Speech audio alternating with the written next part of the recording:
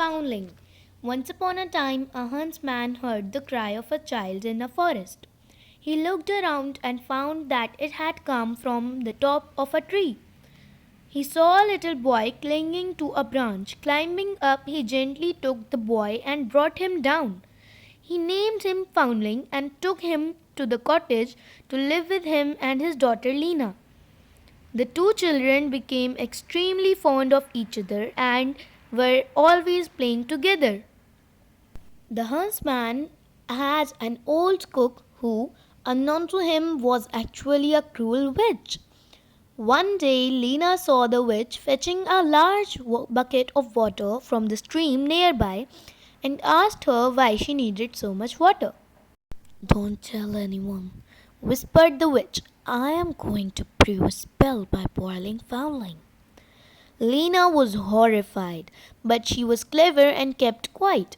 The next morning, she woke Foundling up and told him of the witch's plan. After the huntsman had left for work, the two children escaped from the cottage.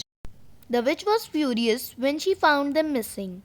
She sent the huntsman's servant to look for them.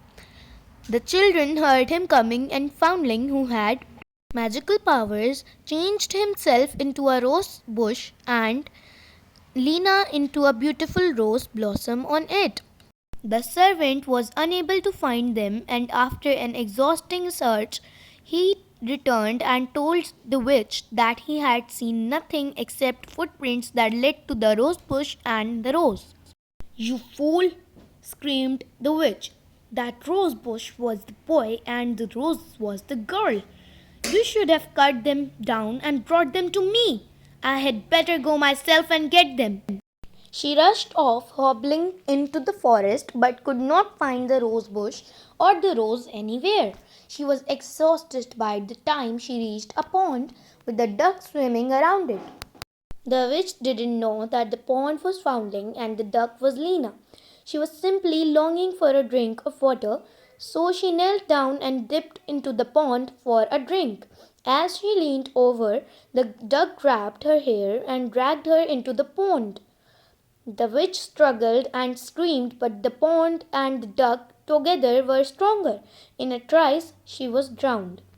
The children went home and no one heard of the witch again.